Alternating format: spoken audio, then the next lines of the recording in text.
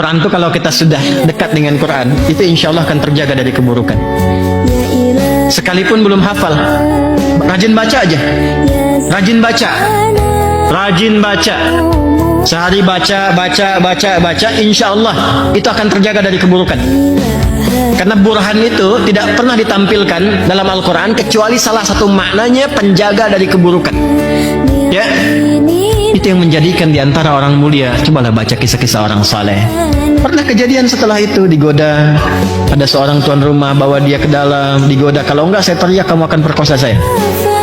Tiba-tiba apa yang terjadi? Iya boleh sebentar, tapi aku kan mandi dulu, nggak enak kalau begini. Masuklah dia ke toilet, dia lumuri badannya dengan kotoran. Ketika keluar, maka si perempuan itu merasa jijik, mengusir, dia langsung pergi. Ya, maka dia bersyukur kepada Allah setelah itu. Ya Allah, ya aku bersyukur kepadamu yang memberikan kepadaku petunjuk dan melumuri dengan kotoran. Maka orang ini setelah itu meninggal dunia dan di tubuhnya keluar bau harum sebagai ganti dari kotorannya sampai wafatnya. Ini kisah viral, ini kisah nyata.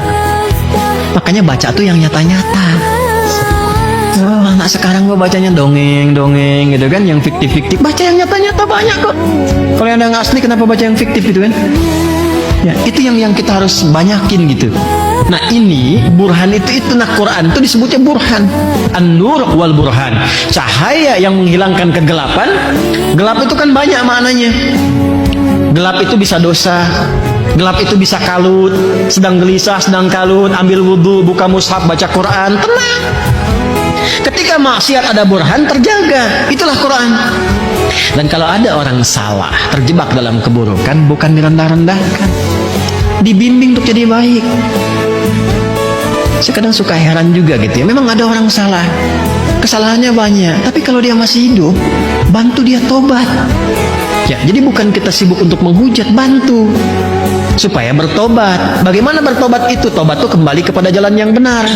Bantu dia menerangkan kesalahannya secara benar. Bantu dia mengakuinya dengan benar. Bantu dia meniti jalan dengan benar. Mampu meminta maaf dengan cara yang benar. Mampu berjanji untuk mengoreksi kesalahan sehingga menjadi pribadi yang benar.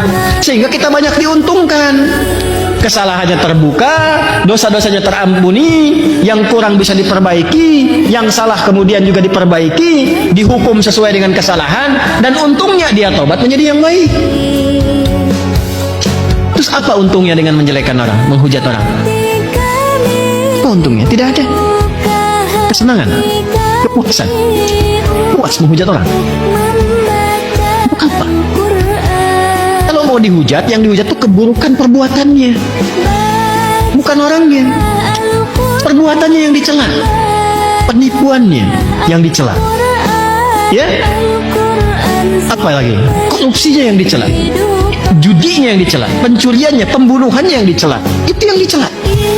Supaya perbuatan itu dianggap buruk. Ketika dianggap buruk, ditinggalkan. Makanya dulu perilaku yang buruk itu dilekatkan kalimat-kalimat yang buruk pula, nggak diperbagus. Dulu, maaf ibu ya, perempuan yang keluar malam kan kata-katanya langsung kotor. Laki-lakinya juga begitu, pezina.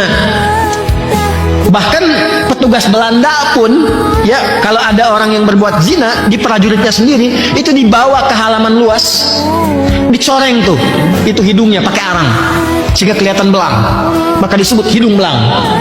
Asalnya dari situ. Baca sejarah yang betul. Ya, dicoret hidungnya disebut hidung belang. Setelah itu dirajam. Ya, dilemparin tuh semua, menunjukkan perbuatan ini kotor. Dulu tuh masih seperti itu. Sekarang dibagusin. Kupu-kupu malam. Koruptor. Disebut maling. Ya kan? Ya, pencuri misalnya. Jangan dihalus-halusin. Pezina. Sebut pezina. Udah, jangan dibagus-bagusin. Transgender ini aku nggak usah. Dan kita doakan, bimbing, doakan. Tapi jangan dibikin bagus. Ya Allah, semoga Allah ampuni kita semua ya.